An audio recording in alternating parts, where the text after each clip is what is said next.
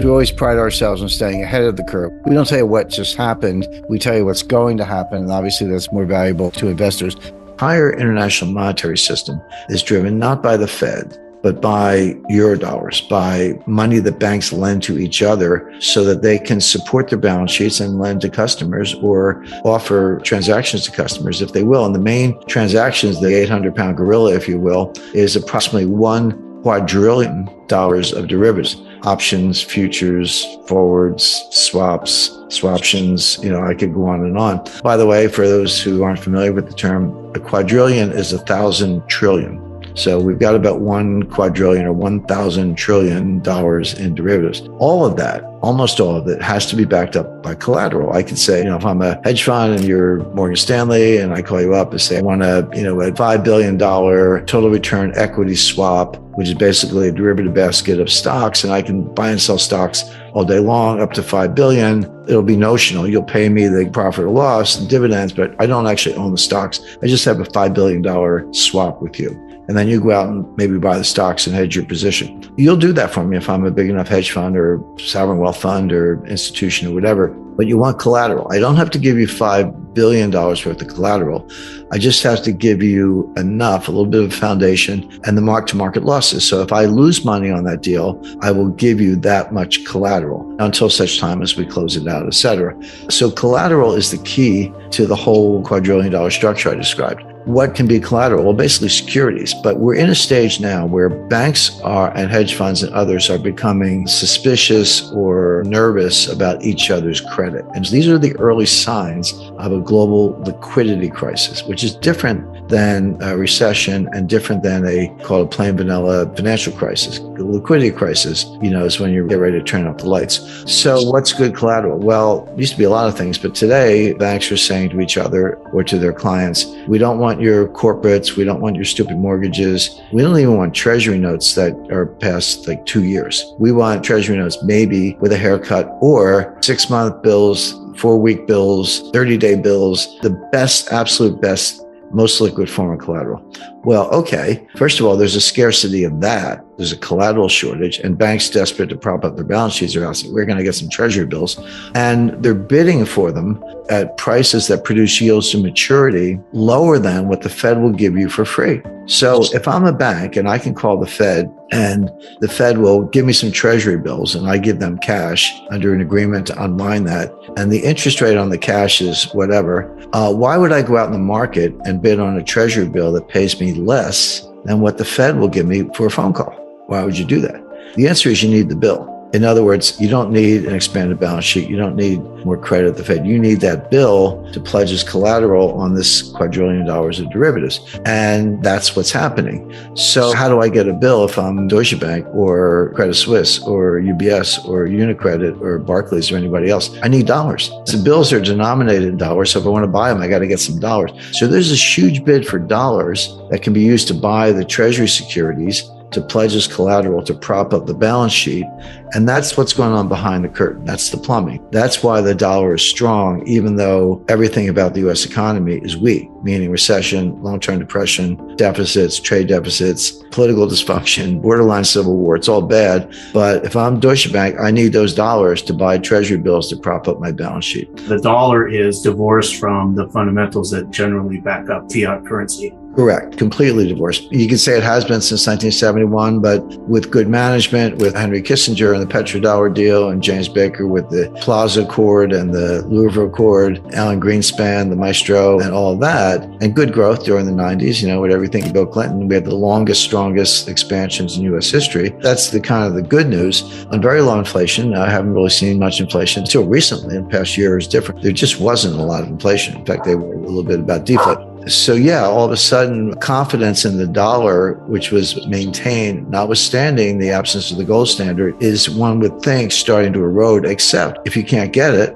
or you can't get it at a price, or the dollar gets too strong, et cetera, or the yields get negative, et cetera, et cetera. What happens is, and this is happening, the banks are reducing their balance sheets. And it's just a matter of time, in my view, not guaranteed, but one could see a situation where suddenly some major player goes bankrupt. They can't meet a collateral call, or a bank gets in distress, or there's a run on the bank. Now we're back to 2008. This wouldn't look like 2020. This would look like 2008, except worse. energy shortages because of the Biden energy policy, empty shelves, supply chain breakdowns, bottlenecks at the Port of Los Angeles, not enough truck drivers, higher fuel prices get passed along. Everything arrives by truck. At the end of the day, it could come by boat or train, but somewhere in that delivery transportation channels, there's a truck and they run on diesel. And when the price of diesel goes up, the price of everything in the truck goes up because you got to factor the delivery costs into the cost at the counter. That's kind of what's going on from the supply side. Demand side inflation, what's called demand pull inflation, is mostly psychological. In those consumers get it in their heads that prices are going up for whatever reason. Maybe they actually are going up and they extrapolate from that, or they have other reasons for believing that. And so what they do is they pull demand forward. And I lived through this in the 70s. This was what was happening in the 1970s. You want to buy a refrigerator or a car or a new suit or clothes or anything. And you go, you know what? I better go buy it now, right now, because it's going to be, if I wait 3 months or 6 months, it's going to be a lot more expensive. So you do, but what you're doing, you're pulling all that demand forward and it feeds on itself. Prices are going up because there's more demand, possibly combined with supply shocks. And then when the prices go up, it validates the narrative. It's like, oh, see, I told you, prices went up, better go buy more. And it just feeds on itself.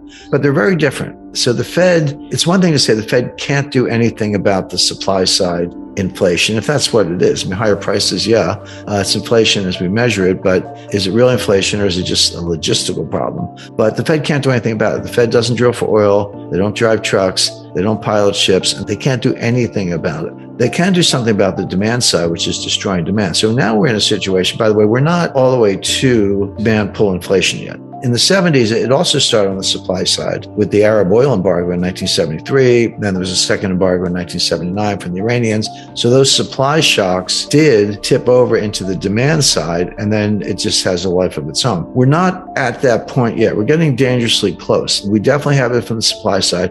It hasn't yet affected the consumer side of it. In fact, consumers are pulling in their horns. I mean, they say the cure for higher oil prices is higher oil prices. In other words, if the price goes up, people will drive less. Or if you lost your job, you might not be driving at all. So there's another way for those prices to come down, which is the high prices themselves destroy demand by themselves. And then that results in lower prices. And that is happening. We have seen inflation come down a little bit. I know it was higher than a lot of people expected beginning in the middle of last year, but they are starting to come down a little bit right now. But the demand side of it has not yet caught fire. But there is something else the Fed can do. They can destroy demand. So how do they do that? Well, raising interest rates. So what happens? Credit card rates go up, mortgage rates go up, new housing purchases slow down, car financing, leasing rates go up. So people stop buying new cars, etc. If you do that enough, you can destroy demand, but it's at a very high cost because what are you doing? You're putting the economy in a recession. So can the Fed deal with supply side inflation? The answer is yes, by destroying demand and putting the economy in a really severe recession. So nice job, Fed. That's between a rock and a hard place. Let it go. And, it'll take a long time to fix the supply side or crush demand so much that it fixes itself, but at a very high cost. And the Fed is doing the latter. It's a very, very imperfect, blunt instrument, but they are destroying demand. Now, here's the policy question. Does the Fed know what they're doing? The answer is always no. They never know what they're doing. They pretend they do. They say they do, but they don't really. Do they understand what I just said? Not really. So what are they going to do? They're going to keep raising rates because they got to crush inflation. Jay Powell does not want to be remembered as new Arthur Burns or William McChesney Martin. He wants to be remembered as, if anything, the new Paul Volcker. And that's what Volcker did. Leave aside whether that was really the problem, but that's what he did. So Powell is going to keep raising rates, and they may raise them 75 basis points. And you're like, wait a second, Jim, you said we're in a recession and unemployment is going to start to go up, and there's demand destruction because of higher interest rates. That may result in declines in housing prices. Inflation may cool off. So why is the Fed raising rates into weakness? And the answer is because they don't get it. They're always the last to know. And they're very political. Don't let anyone tell you the Fed's not political. So here we have the situation where the inflation is coming from the supply side.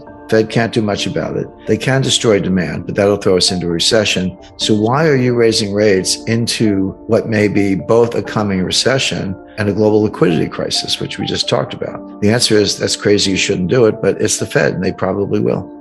The difference between a recession and a depression, this is not well understood. Recession is very numeric. There is a referee, something called the National Bureau of Economic Research based in Cambridge, Massachusetts. It's a panel of, I believe, 9, kind of PhD level economists. They decide when a recession started and when it's over, and therefore when the recovery began, et cetera. They're not an official body. The government kind of goes along with what they're saying, but even when they call it, it's their opinion and people are guided by that. But just to be clear, it's not a government agency making these decisions. Their rule of thumb is 2 consecutive quarters of declining GDP. That's the rule of thumb. Now, there's more to it. They look at unemployment, they look at incomes, they look at a number of other factors. But based on the rule of thumb, we're already in a recession. The loss was not as big, but it's still a loss, still in the red. So we've had the 2 consecutive quarters of declining GDP through, at this point, several revisions by the U.S. government. So based on the rule of thumb, we're in a recession. Now, Janet Yellen, who doesn't know much about this, in the White House and others are saying, well, we're not in a recession. They're either changing the definition, or if you want to be a little technical about it, the National Bureau of Economic Research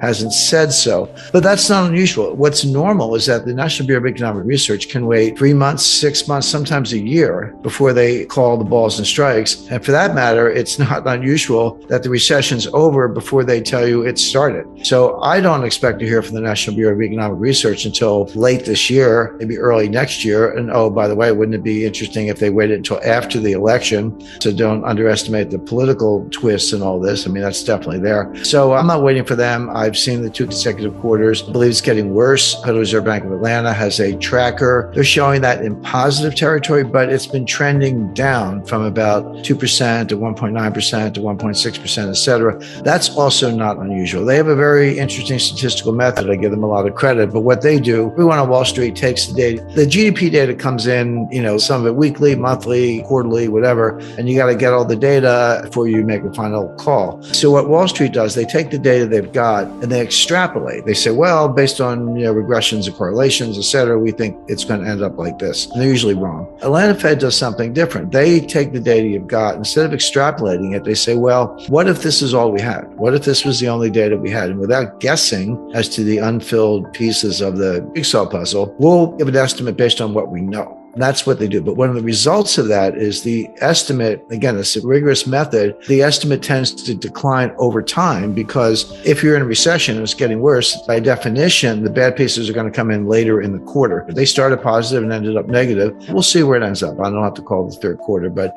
it wouldn't surprise me if we're seeing the recession continue into the third quarter, even as the National Bureau of Economic Research is to make up their minds. So in my view, we're in a recession, but there's no, again, just to be clear, we all have our views. There's no government agencies saying who's right or wrong. They don't do that. Depression is completely different. People say, well, okay, if a recession is 2 quarters of declining GDP and a depression is worse than a recession, then a depression must be, 10 quarters of declining GDP. That's not true either. You can have growth in a depression. And we did. The Great Depression, eventually dated from 1929 to 1940, was severe technical recession from 29 to 33. And then another technical recession in 37 and 38. From 1933 to 1936, the economy grew. Now, the problem was it was growing from a very low base. In other words, unemployment, the first term of the Roosevelt administration went from like 22% to 12%. But it was still 12%. I mean, 12% wasn't an improvement, but nothing to write home about. So the point being, depression does not mean continuous declining GDP growth. It means just depressed growth below trend. So if your potential is 3.5%, 4%, which it probably is in the United States, it's not necessarily higher than that, except for short periods of time. If your potential is, 3.5%, 4%, you're growing at 2%. Which, by the way, from 2009 to 2019, average annual growth rates were 2.2%. We had 10 years of 2.2%, and not a lot of variance around that. There were no 5% quarters, and there was one mildly negative quarter, but it really kind of crowded around that central tendency. But if your potential is 3.5 and your actual is 2, then you have depressed growth. And imagine 2 curves, one's going up like this, and the other one's going up like this. That gap between potential and actual, that's depressed growth, that's lost wealth. It's now well into the trillions of dollars lost wealth because we're in a depression. I would argue we've been in a depression since 2007. Now, economists don't like the D word, the word depression, because it doesn't have a rigorous mathematical definition. In a technical recession right now, we'll see if it gets worse. My expectation is it will. We haven't had a depression since the 1940s, and we're not in a recession. So pick your experts, but the White House and the government don't have a very good track record of this. As that relates to the dollar, people say, well, okay, you have massive budget deficits. We have for a while, but they're now multiple trillions of dollars per year. The baseline deficit going into the Biden administration was $1 trillion a year. When I say baseline, it's like that's what the deficit would be if you didn't do anything. You kept all programs going and taxes about the same. But they piled on, actually going back to Trump in the pandemic, $2 trillion relief bill in May, June 2020. There was another approximately $1 trillion relief bill at the end of Trump's term in December 2020. Biden comes in, he's like, well, I can top that. Trump had his relief bill, I'll have mine. And we had the American Recovery Act, or whatever they called it, in February of 2021. That was about another $2 trillion on top of that. Then we had the infrastructure bill. That was just under $1 trillion. Now they stopped calling it Build Back Better. That was the worst marketing campaign in history. But the Inflation Reduction Act, which will actually increase inflation, but that's about another $1 trillion. We just had $300 billion of student loan forgiveness. Sounds, like peace, love, and understanding, except the taxpayers have to pay that. When you forgive the student loans, it goes into the budget deficit. People don't understand the accounting, but that's how it works. You don't have a deficit when you make the loan. It's carried on the books as an asset. But if you forgive the loan, you have to write it off, and then that does hit the deficit at that time. So we're talking about, at this point, $5 or $6 trillion on top of baseline deficit. The U.S. debt to GDP ratio is up around 130%, going higher. Who else has like 130% debt to GDP ratio? The answer is Lebanon, Greece, and Italy. That's your lunch table. This is the peer group that the United States is in, not counting Japan. Japan's in a world of its own, but they're much higher. But that's what the modern monetary theorists say. Hey, look at Japan. They're 300%. We could triple the debt and it's all good. That's not correct, but that is what they say, and Congress is acting that way. So with all that, budget deficits, trade deficits, high debt to GDP ratios, out of control spending, et cetera, why is the dollar strong? People are like, well, hey, people should be getting out of the dollar. It looks like the end of the world. Well, it's not. And here's why. There's a dollar shortage around the world. And people say, how can that be? The Fed printed, $7 trillion of money, M0, actually higher than that. I think it went up to 9 trillion.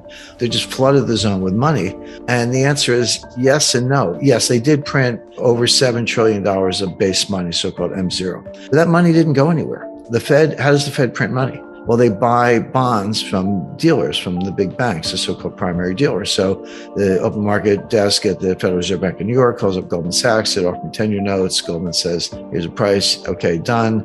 Goldman delivers the notes to the Fed, and the Fed pays Goldman. And that money comes out of thin air. And Goldman takes the money and gives it back to the Fed as excess reserves. It doesn't go into the real economy. Nobody borrows it. Nobody spends it. Nobody lends it. All that happens is at the Fed, you're building up both sides of the balance sheet. You're building up the asset side with U.S. Treasury securities, and you're building up the liability side with deposits from the primary dealers in the form of excess reserves.